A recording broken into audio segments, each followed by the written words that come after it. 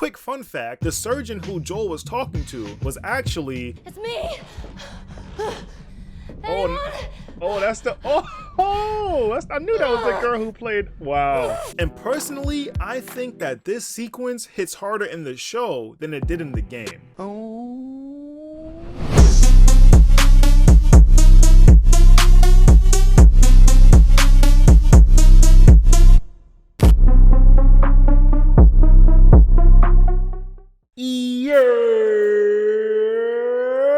Alright y'all, welcome back, and today we're taking a look at episode 9 of The Last of Us show on HBO. So this was the final episode of season 1 of The Last of Us show on HBO. And going into it, we already knew that they were going to be showing us Ellie's mom for the first time ever. And I also had high hopes that they might tease Abby in this final episode, seeing as they've already been dropping hits to The Last of Us Part 2 throughout the series. And also, since this was the final episode, I was hoping the series would go out with a bang. So, did the finale deliver everything that I hoped? We're about to hop in and find out. So obviously, spoiler warning. And also, if you're new here, don't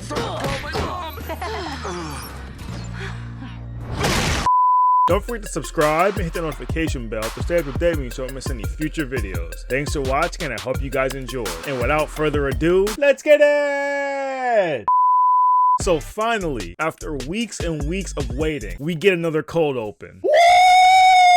I literally think the last time we got a cold open was back in episode 2. And just like all the other cold opens, this was a banger. So it's during this cold open where we're first introduced to Ellie's mom, Anna, who is actually played by Ashley Johnson, who played Ellie in the Last of Us games. The show actually managed to get all 3 of like the main-ish characters from the game into the show somehow, which in retrospective is actually pretty dope. I was literally watching this cold open and I'm just like, wait a minute. It's me! I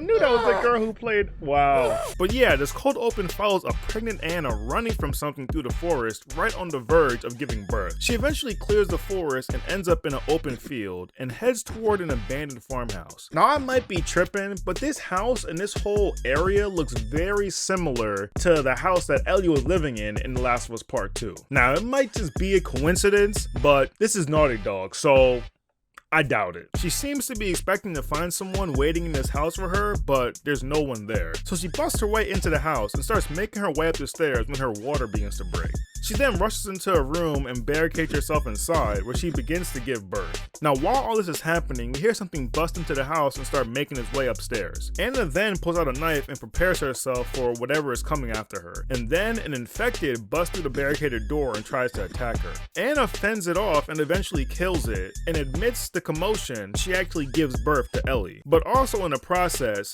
she got infected. But anyway, the cold open ends with Anna cutting her umbilical cord and then holding a newly birthed Ellie. Once again, another fire cold open that served as a perfect tone setter, as well as a way for us to get new information as well as new lore about the Tilu universe. Now the episode picks up where the cold open left off, except this time we're following Marlene and some of her fireflies as they approach the house that Anna was in, except this time it's later on at night. And apparently it turns out that they were the people that Anna was supposed to meet in this house. Now they find Anna upstairs singing to Ellie, and pretty much off rip, Anna tells Marlene that she's been infected, but she tells her that she got infected after Ellie was born, so Ellie isn't infected herself. She then asks Marlene to take Ellie from her and gives her a knife to give to Ellie when she's old enough, and then Anna asks Marlene to kill her, which for some reason Marlene is like,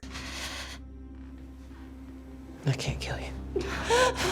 No, please. like, this is kinda your fault for real, and the very least you could do is put me out of my misery. Like what are we talking about right now? But eventually, after a little bit of convincing, Marlene does it. I really like that we were able to like see Ellie's origin and learn more about Anna and her relationship with Marlene, because it's something that was like slightly mentioned in the game, but it was really nice to see it like really drawn out. So now we cut to Ellie, who is seemingly in like a trance-like state, which is eventually broken by Joel. Now it's pretty obvious that the trauma of almost being eaten / graped in last week's episode, plus all the stuff that's been happening throughout the series, is finally catching up to Ellie, and it's taken a bit of a toll on her. And throughout this sequence, there are multiple times where she just seems lost in thought, which I like because this is something that happened in the game after the events with David. In the game, you would say something to Ellie and she wouldn't respond until you prompted her. Nice touch, Naughty Dog. But yeah, Ellie and Joel are almost at the end of their journey, and it's pretty obvious at this point that Joel has become attached to Ellie. If you want to beat me at something, it would be this. Take this for me. Thanks. They had a guitar in that RV. I was thinking maybe I could teach you. I bet you'd be great at it.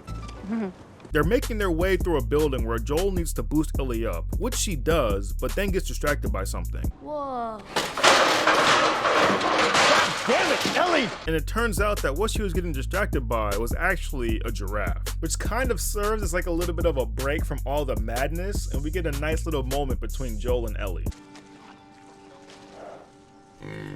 Hey there. Now after this moment, Joel tells Ellie that things might not work out with the Fireflies, and that she doesn't have to go through with it if she doesn't have to. That they could just go back to Jackson and get on with their lives like nothing happened. And I think that Ellie's response to this is pretty perfect. After all we've been through, everything I've done, it can't be for nothing. I know you want to protect me, you have. And when we're done, we'll go wherever you want. But there's no halfway with this. We finish what we started. Now they continue on, they eventually arrive on the hospital campus, and there's a bunch of like dilapidated medical techs and stuff set up outside. And Joel explains that these things were set up during the outbreak, but it didn't last that long. And he tells Ellie that he's actually been in one of these before for a bullet wound to the head. Just for this. The guy who shot and missed. Well, I gotta hand it to the army people. They were way better at stitching you up than I was. It was me. I was the guy who shot and missed. Now in the game, there's a very like easily missed dialogue option where Joel talks about how it's like not easy to commit suicide, but he never actually like directly talks about attempting it himself. I actually like this moment because it gives Joel an opportunity to like open up and seem more human. Sarah died, and I couldn't see the point anymore. Simple as that. Went to pull the trigger, I flinched. Still don't know why. So time heals all wounds, I guess. It wasn't time that did it.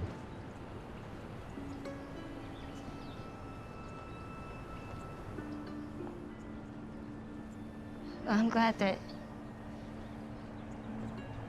didn't work out. Me too. I've said this before, but like I like how throughout the show that we were able to get to see a more emotional side of Joel, because it's something that we honestly didn't get to see a lot of in the game, and it's actually really refreshing to see, because like I said, it kind of makes Joel seem a lot more human and not kind of just like this character who's supposed to be like macho and gritty and rough all the time. But anyway, they continue on, and Joel actually asks Ellie for some of her shitty puns this time, which she happily supplies as they walk through the hospital campus.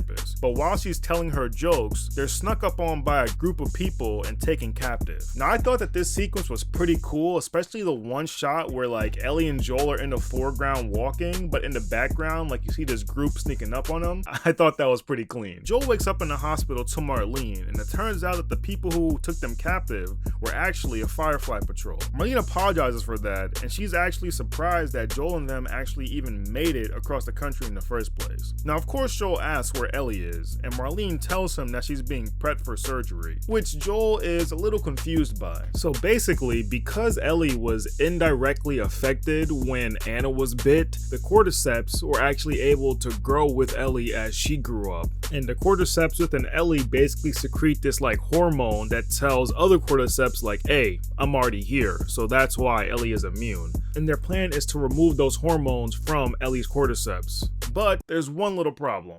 Cordyceps grows inside the brain. It does. So of course Joel doesn't want them to do it because there are really no guarantees that it'll actually work, but it is guaranteed that Ellie will die in the process. But Marlene tells him that this is the closest / only hope that they have at making a cure and that it's happening. And then Joel pretty much says like, nah, not on my watch, which then prompts Marlene to tell some of her goons to escort Joel out of the hospital and onto the highway where they can then give him his stuff. And then she says, if he tries anything, shoot him. So they begin escorting Joel out of the hospital, where he passes the directory on his way out. And in his mind, he's kind of going over everything that's happened over these last couple of months, and the fact that he's now about to lose the one thing that has helped him fill the hole that's been in him for so long. And then he finally figures out what he has to do. He starts to stop while the guards are escorting him out, and they start to push him to keep walking. They get about halfway down the stairs and he stops moving again. And they try to get him moving again, and that's when Joel snaps. Keep walking.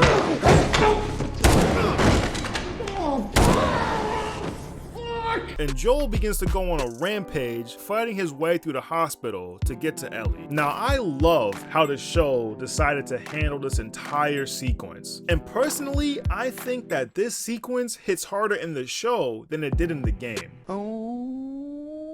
Because I remember when this moment originally happened in the game, I was shocked, but I was still like, oh, I'm still playing this game that I have to like survive in as like a person playing the game. But because the show takes away that control and I'm not like physically controlling Joel, but instead I'm just witnessing what he's doing, it just makes this already dark deed seem even darker. Like, Buddy is straight up smoking dudes who are already surrendering, which is like a literal war crime.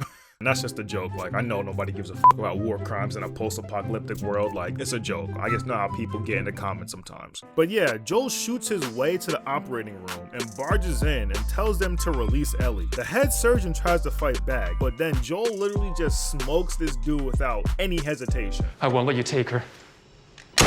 Oh, and after that, the other surgeons unhook Ellie and Joel takes her and leaves. Quick fun fact, the surgeon who Joel was talking to was actually Laura Bailey, who is the voice actor of Abby in The Last of Us Part 2. So technically, we did get to see Abby in the show. But if you know, then you know. But anyway, Joel gets to the parking garage and he's almost scot-free when he's stopped by Marlene. Now Marlene tries to talk him down and tells him that A, it's not too late for him to stop and that he can still make things right. And she even lowers her gun. We then hard cut to Joel driving, and then in the back seat we see Ellie. She wakes up and she's asking what happened. And Joel proceeds to lie and tell her that there were other people like her who were also immune and that they weren't able to make a cure. And that at the end of the day, they didn't really need Ellie in the first place. He then tells Ellie that raiders attacked the hospital and implies that Marlene was killed during the attack, which Ellie seemingly like half believes and then goes back to sleep. Now all the while Joel was telling this story, we're getting flashes of what really happened, which is that after Marlene lowered her gun, Joel shot her and then went back to finish the job.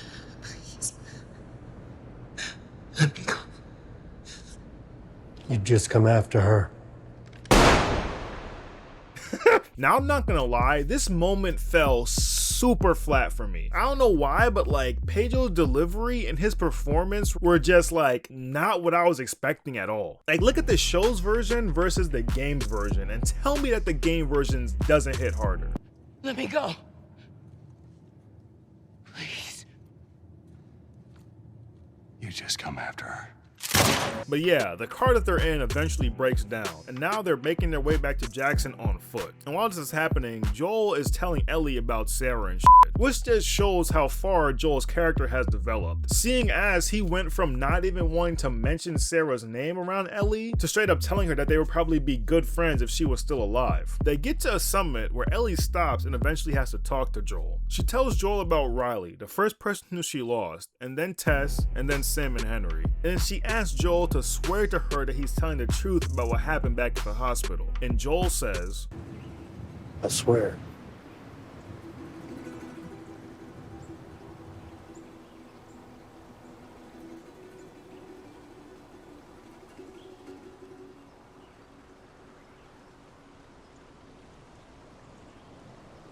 Okay. I'm not gonna lie, that ending gave me goosebumps because it hit. But yeah, that was the final episode of season 1 of The Last of Us show on HBO. Overall, a fire ass ending to an amazing series. This episode is probably tied with episode 3 for the best episode in the series, in my personal opinion. And this episode just might overtake it a little bit just because of that cold open. That cold open was fire. And my favorite part of the episode was definitely Joel's rampage and that whole ending sequence. Because one, we actually got to see the semi-auto from the game in the show. I thought that was pretty dope. But like I said, this sequence just hit harder when you're not behind a controller controlling Joel, but instead witnessing what he's doing. And you're straight up like witnessing Joel's humanity on full display. The brutality, the selfishness, the lies, the love. You're getting hit with all of that just at once in this moment. It was funny because I had a bunch of my friends and stuff who are watching the show hit me up and ask me like, yo, is this how the game ended? Like, did that really happen in the game? And I'm just like, yeah, that's what happened. But yeah, that was my favorite part of the show. Let me know what your favorite part was down in the comment section below. And also, while you're down there, let me know how you felt about the episode and the series overall. Because for me, I enjoyed the series a lot and I really enjoyed making this video. And the show kind of like reignited my love for The Last of Us because like I kind of forgot how fire The Last of Us story is. Like, I don't know how, like just seeing it again in like a different way and like with a new adaptation and stuff like that just made me appreciate it a whole lot more, if that makes any sense. And I actually like enjoy making these type of like reviews / like analysis videos, and I actually had some people hit me up and ask me to like do more of this type of content, which I might look into, but we'll see how things go. But I will definitely be covering season 2 whenever that drops, because if season 2 is handled as well as season 1, then it's about to get crazy up in here. But yeah, that's pretty much it. Thanks for watching and I hope you guys enjoyed. And if you want to see more like this shit, oh yeah, and one time for the one time, let me get a yeah.